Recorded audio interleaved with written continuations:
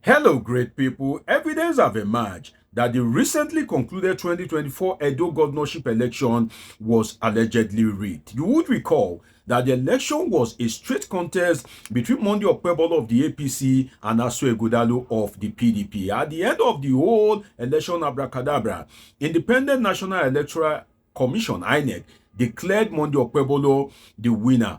But right now, Osita Chidoka's Athena Center had conducted a scientific research on the conduct and the voting pattern, the result and general outcome of the election, and they have been able to unravel unbelievable evidences of electoral fraud. It is unimaginable. In fact, politicians in Nigeria now, they are going PLC, and that leaves us about the hope for 2027. But I will leave you to watch the video, and I'll be looking forward to your comment in the comment section. What is the hope for 2027 if INEC can be used as a tool for electoral manipulation and electoral fraud? Is there any hope for 2027? And I'm not surprised, because when the election was conducted, almost every Edo people that I spoke to were sad. And I was wondering that, but you guys, the election was done in your state, so why are you guys sad? Could it be the reason? And what is the hope for 2027? Let me leave you with Osita Chidoka and Seun Okinbaloye for you to get this clip. If you miss any part of it or you don't understand any part of it, do go to reverse it back and make sure that you understand every bit of it. And I would go without saying shout out to Osita Chidoka and his team. They did a very wonderful job. I can tell you that for free as a political scientist. Shout out to John Momo and his media crew, the whole channels team. Shout out to Seun Okinbaloye as well. Let's watch how Athena Center, headed by Osita Chidoka, unraveled the electoral fraud that was perpetrated in the Edo 2024 governorship election. Let's watch it. Let's watch it. So this is where the problem starts, and this is a serious problem. In the EC8A forms we downloaded from IReV, we accounted for 580,000 accredited voters. Mark that word, 580,000. When INEC gave us the BVAS report that we requested for, we saw 687,427 as the number of accredited voters. Now, if you go to the EC8B, the 180 they gave us, the number of accredited voters there was 541. 541,283. So 323 were missing from this, but they had 541. So if you probably sum it up, it will give you something around 580. Now, in the EC8D, the one the returning officer announced to the world as the result of the election, they had 604 accredited voters. Now, they had 577 used ballot papers. That is not in contention. 577,000 ballot papers were used. But INEC said that the people who saw the voters, the people who accredited, the people who counted the votes and recorded came with 580,000 accredited voters. But the INEC back end gave us 687. When we reviewed it, we saw that there were 794 polling units where INEC had randomly increased the number of votes. Some as much as 1,400 increased the number of votes in those polling units to get to 687. Our suspicion is that the last election, we used the BVAS as the gold standard to check for inconsistency, and you could see the inconsistency. But in this election, by this singular act of INEC, we are not able to now say what went wrong with the election, because the number of accredited voters are 100,000 more than the number of accredited voters that was accounted for at the polling unit. So now, in essence, the BVAS machine, yes, is supposed to be the detector. It's supposed to be the conscience of the election. Absolutely. It means that you use it for accreditation, and you use it for the confirmation and authorization. So you swipe your card reader on it. Absolutely no way you have more people accredited than the voters, because once you accredit, you vote. They give naturally, what should happen is if there are 500 people on the BVAS, and you have 510 ballot paper, you know there's a problem over voting. But in this case now, they have the BVAS have been tampered with. Because the results, all the manual results are saying different. Something less from the BVAS. So the BVAS is on its own. This is the yes. And these 794 polling units with inflated BVAS records were predominant in the central and southern senatorial zone. So from Esan North, Okpebholo, Oredo, Esan Central, Umode, and Akoko up to Lagos, you will see a high number of BVAS accreditation is the brown one. Yeah. It is much higher than the EC8A accreditation, EC8B accreditation. Which is an anomaly. Big anomaly. And this is, for me, the most egregious act of the INEC. Because the fundamental principle of the election is that the accreditation by the BVAS is supposed to be sacrosanct. It's supposed to be the determinant of what happened. Now, the INEC back-end server is saying that the people who saw the voters, the people who accredited them, did not record it correctly. So that we are the ones who let recorded it correctly. Let me allow you to explain better to Nigerians. So EC8A is the result sheet that you saw that the INEC from the polling unit, when the result was announced, when you were hearing APC, PDP, Labour Party, and at the end of the day they said 1,200 people came to this polling unit. These people voted this party, these people voted this party. It means that most of the results that you saw on the EC8A are way lower, which is supposed to tell you exactly the number of people. And those results were the results posted on the polling unit wall. What we did here is that the polling units, the 794 polling units, this is it here. The EC8A recorded 81,000, EC8B recorded 112,000, EC8, the BVAS recorded 223,000. That's about double of those of the 794 polling units. Yeah. Yes. Despite that inflation, we still went through all the polling units and we still saw overvoting because they did it in 794 polling units. So there was about 2,000 plus polling units where they didn't increase the BVAS. So here again, we saw overvoting in Okpebholo, in Esako East, in Akoko Edo, Esako West, and Ovia North local government and Ego. So it was rampant across the state, but it was highest in the central and the south, and some of the northern local government. So party votes distribution. Of the inflation we saw, APC got 24,000 votes, LP got 1,254, and PDP got 14,000 votes. That is of these polling units where the discrepancies have been noticed between the BVAS and the EC8A accreditation. This one is where the EC8A is higher than the BVAS accreditation. Then we saw that despite that error, 140 PU, 75% of the 186 polling units with overvoting were transferred to Form EC8B.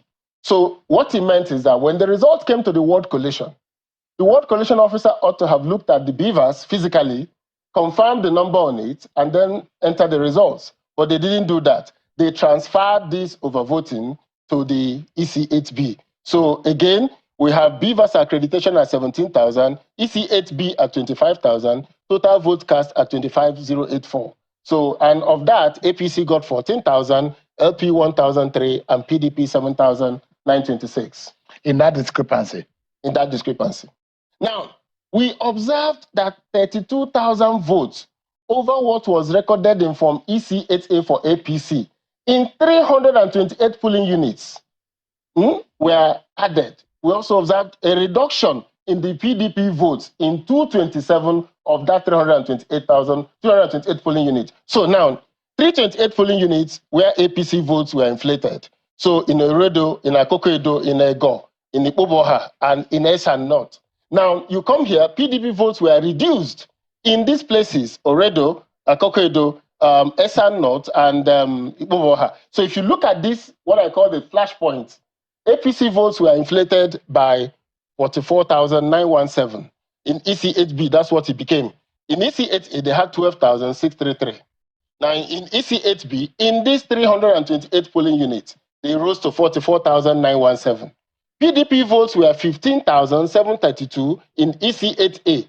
They reduced it to 6,795 in EC8B. But the trend and the pattern is showing that there is an advantage to the APC votes. Yes. And there is a disadvantage to the PDP. PDP more. Labour Party, Labour Party has less of the impact, but PDP has more of the impact. Reduced. So this is what we saw in 328 polling units. There was discrepancy between EC8A and what happened in EC8B. So now, we observed that in addition, there was an addition of 2,285 votes over what was recorded in EC8A for PDP in 93 polling units. PDP got 2,285 votes additional in 93 polling units. We also observed a reduction of APC votes in 15 of the 93 polling units. So if PDP was strong here, what we saw was that APC votes were 3,015. It was reduced to 1,185. PDP votes were 3,613. It was increased to 5,890. So this was the benefit of the PDP here. This to the benefit of PDP. APC lost about 2,000 votes. Yes. Yeah. 2,000 votes over what was recorded was now added for PDP. Perhaps in this to the advantage of the PDP. Yes. In 93 polling units. Yes, we saw that. Then we observed the addition of 6,000 votes over what was recorded from EC8A for Labour Party in 290 polling units. So Labour Party scored 827 votes in those polling units. Then we saw 6,974 recorded for them. So if you look at it, APC votes trend in LP inflated areas.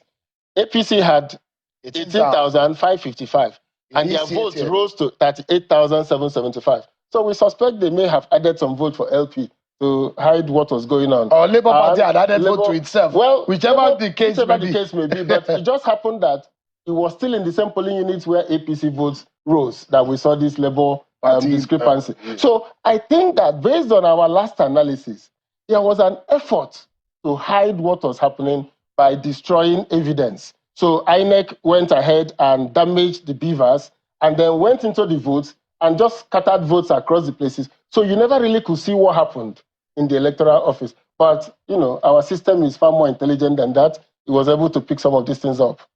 Now, in all of this, you are saying vote inflation at the World Collation Center have highlighted vulnerabilities in the collation process and opportunities for electoral malpractice. Now, you said you've discovered the reduction of a total of 4,740 votes for APC in 106 polling units in the World Collation. Yes. That is after they added 36,000, then there was a reduction in 4,740.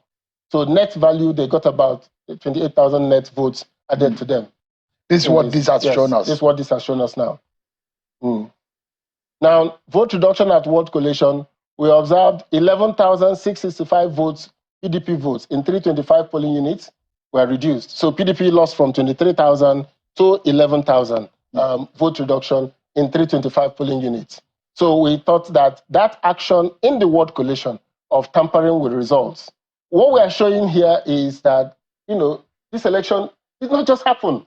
It was faced with serious misdemeanor by the election managers. And it looks to me that most of the work was done at the world level. At the world level. It was done at the World Collation level. Now, these are samples of, you know, what we saw. So if you look at this discrepancy between IReV EC8A and CTC EC8A, I will be disappointed if the judiciary in Nigeria does not say something about the fact that the CTC given by INEC was not the same thing as the IReV results that was uploaded. This happened across the local government. Now, we just put some examples here just to show you what it looks like. This is a CTC stamped by INEC, and it was totally different from the CTC. So let's break it down. The CTC is a certified true copy. Certified true copy. Which is legally acceptable, and this is the process of which you can lay your evidence in court to make that those results are acceptable and tenable in court, compared to the one that was uploaded on the IReV. So there are differences. There are discrepancies. And what it showed also was that there are overvoting, isn't it? Overvoting. So we saw that from the INEC received, this is We got this from INEC. So there are different accredited voters at different levels. And different levels. So we saw the differences. We are going to put all of this on our website. So some of them we got from other third parties, and some from our own review with the EC8B. We saw the vote reductions. So these are the results from EC8A, and this is in EC8B where the votes were reduced. So vote we pointed reduction, out vote inflation, overvoting, and discrepancies. This is the most egregious of the discrepancies. It is in the same standard with what happened to the BVAS. For the BVAS to say that they have 674,000 against 580 is a major destruction of the trust of Nigerians in the electoral process. So this one is another egregious behavior. The resident electoral officer, the people who worked in Edo State, who gave certified true copies of results that were different from what they uploaded to the IReV. I mean, it's totally egregious. So, yeah. So, yes. So this is our verdict, right? The result of the Edo election cannot be deemed credible because it failed to meet our basic integrity standards due to substantial interference in the electoral process by the umpire. This interference, you are linking it to INEC. INEC at what level? Evidence of systemic rigging observed in this election is so substantial that we cannot call the result. Because if we do the maths, I mean, if we bring out all the polling units that have no issues, and we deduct the 36,000 we gave, APC got 32,000, and the reduction in PDP and give it, PDP slightly has an edge in the election. But we cannot call it because the election fundamentally is faulty. The evidence of systemic rigging is so substantial that we think that this election should not be allowed to stand. If this stands, then there is no election in 2027. So I'm asking this question so that we can point the fingers to whom is to blame. Yes. Now, in this case, we need to identify those to blame. Yes. This interference, at what level of INEC do you think this would have come? The back-end tampering with the bimodal voter accreditation system, the BVAS, is done at the national. So there was a back-end tampering, yes, that added votes in 794 polling units. BVAS can be remotely manipulated. That's what they're telling us now. And it must be by the managers of the election. It can't be by an external person. But this was the certified true copy, stamped, signed by INEC, that they gave us. Or the other way is that, I'm thinking, for someone who understands a bit of the technology of that device, possibility that there are preloaded results before the election even happened. Because I don't know how the BVAS, I mean, I'm just trying this to... This is the back-end report. This is not the BVAS. Okay. This is the back-end report that somebody printed out and gave you. Not the physical machine, because the physical machines ought to have been inspected by the ward collation officers. And I believe some of them did, which is why the result of the accreditation did not change between the EC8A and EC8B. So this is what happened with the BVAS. This is how it works. Yes. The BVAS is like a telephone. You capture all of the data because it has every BVAS for every polling unit has all the records and the registration and the register of everybody in the polling unit. Yes. And after all the process, you as the official, you're supposed to upload and send. Yes. Now, that's why I'm saying that whatever that was sent from the BVAS that was seen at the back end that was printed may have been preloaded, or because I don't understand. No, it couldn't have been, because at the point when they were recording what was on the BVAS, they recorded what they saw. Yes, what they saw. Okay, so I see what you mean. What was happened at the back end. At the back end. Yes, that's what happened. So we need to be finding out who tampered with the back end. Was it being done in Benin City or Abuja? It was done in Abuja. Where is the clear disparities between from EC8A uploaded to IReV and INEC certified true copies? This is something to be thoroughly investigated. It is criminal. Whoever tampered with it should be held. Instances of electoral malpractices carried out by presiding and collation officers were rampant, very rampant. So go back one slide. So these are the names of the people who committed these heists. Samples. These are just a random sample of them. We randomly selected some. So overvoting the presiding officers, Roland, Idowu, Ekpemeri, Idarobong, Osagi Gift. These are the people who are presiding officers. At the under whose watch these are tampered with. Yes, we saw overvoting. Under the sustaining overvoting, the collation officers who didn't now check what was in the BVAS before collating, these are their names: Aaron Williams, Ibrahim, and it's a national, So he wasn't from any ethnic group in particular. And then the vote inflation collation officers, who now added votes at the point of collation. We listed their names. Or who's under watch.